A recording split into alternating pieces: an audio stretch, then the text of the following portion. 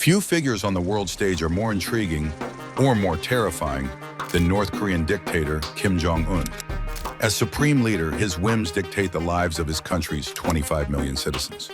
While he is known for his iron-fisted rule and grand public displays, there's another side to him that remains largely unseen: his secret travels.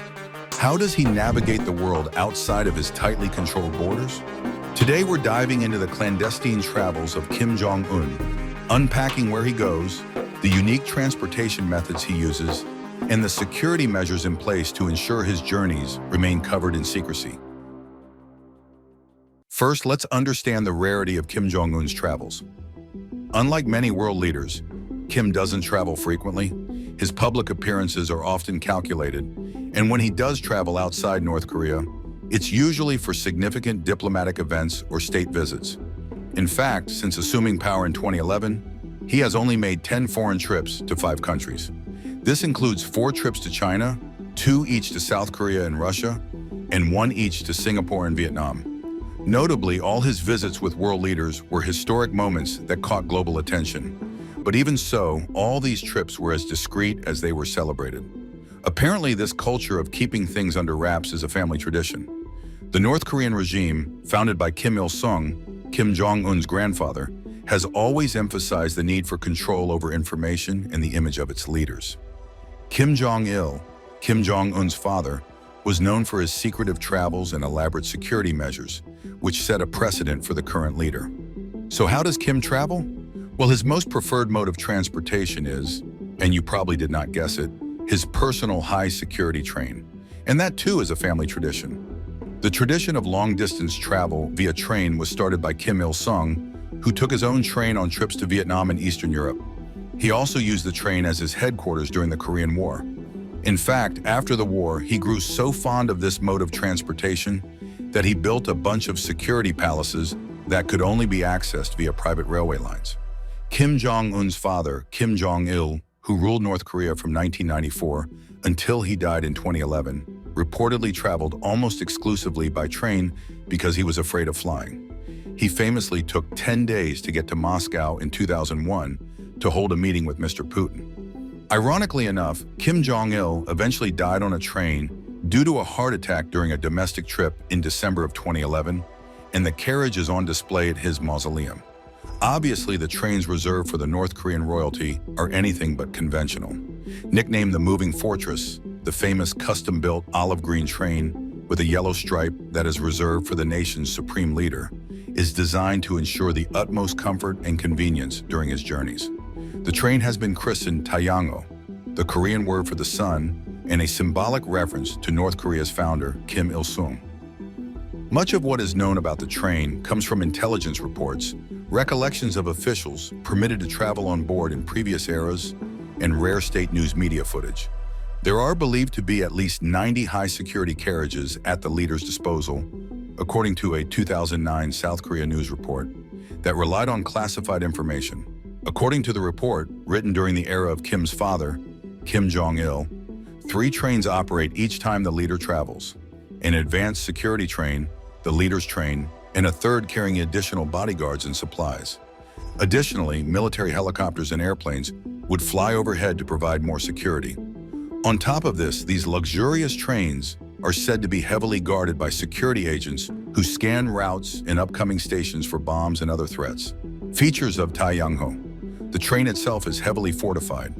Each of the carriages is bulletproof, making them thousands of pounds heavier than average. The roof and bottom are reinforced with steel to withstand explosions. Various weapon systems are installed in different compartments, including anti-aircraft missile systems and machine guns on both sides of the train.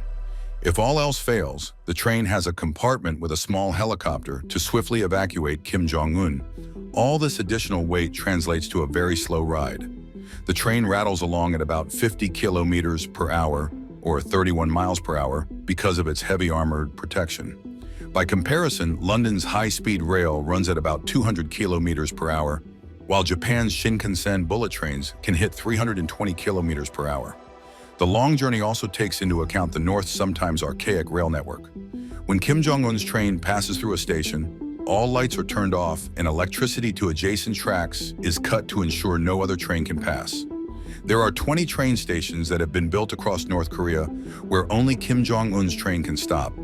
Unlike us mortals, Kim Jong Un's trips are the true meaning of luxury. The train features facilities that one would expect in a presidential office and residence, all-white conference rooms, a reception room, and an office with fax machines and satellite phones that let Kim stay in touch with his advisors no matter where he goes.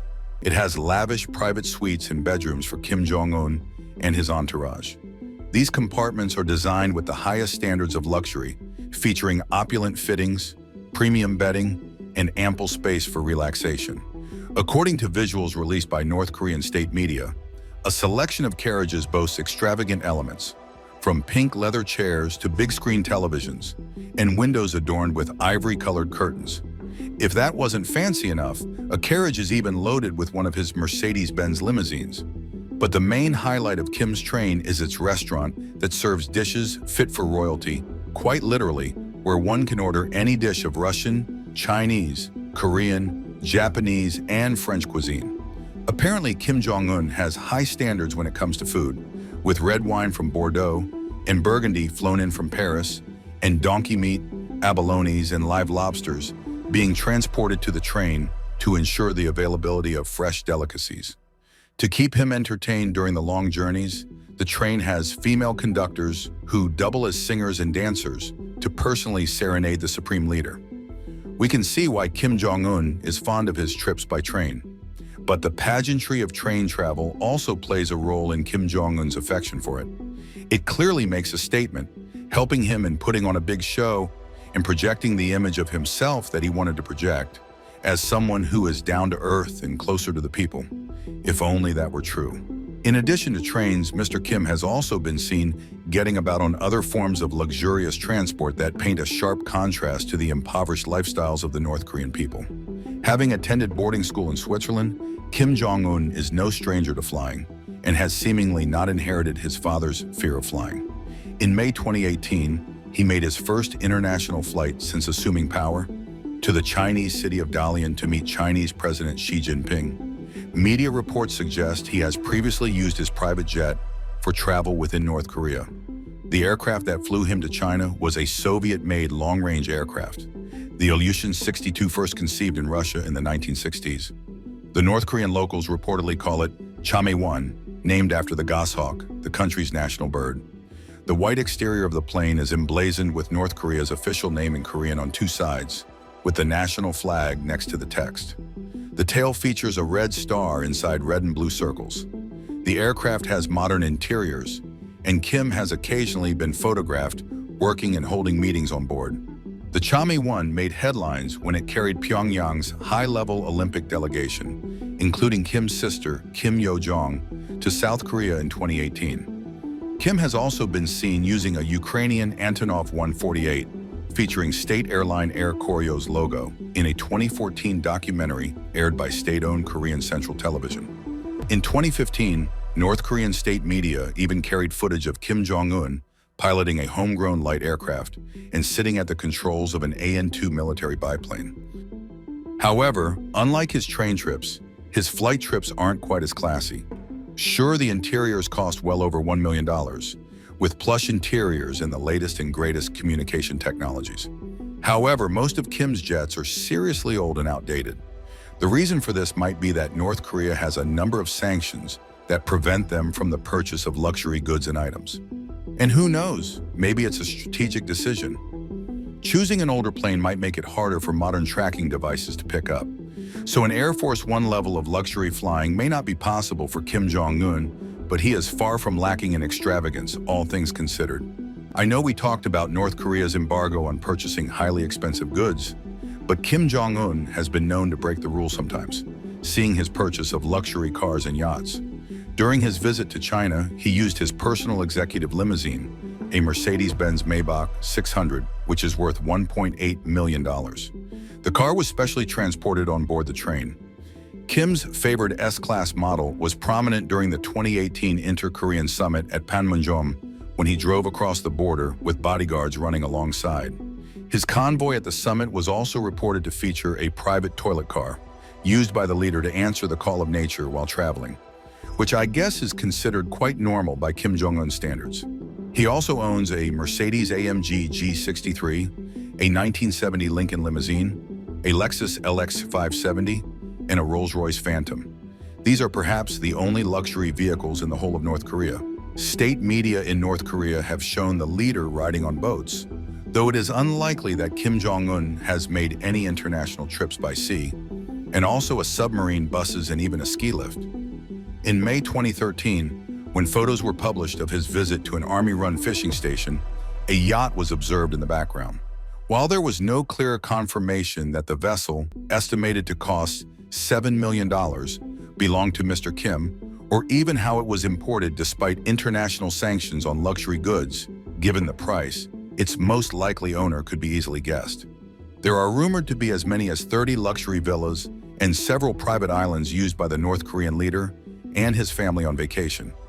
Adding to this is a fleet of 5 supersized yachts, one of which has a 4-lane Olympic-sized swimming pool. Dennis Rodman, an American basketball player who has an unlikely friendship with Kim Jong Un, was invited to his private island back in 2013, a rare occurrence in itself, and describes his 1-week stay as heaven on earth. The whole island exists solely for Kim's personal entertainment and includes jet skis, women, and booze from anywhere in the world. According to Rodman, they reached the island by a 200-foot ship, which pretty much resembled a palace. While Rodman did not reveal what exactly was inside the ship, we can only imagine it to be the stuff of legends. And there you have it, an inside look at how Kim Jong Un travels the world discreetly and luxuriously. As we dissect these hidden journeys, we see the lengths to which leaders go to maintain control and secrecy, and it raises questions about transparency. What do you think Kim Jong Un hopes to achieve through his secretive travels? Share your theories in the comments. If you enjoy this deep dive into the mysteries of Kim's travels, make sure to hit that like button and subscribe.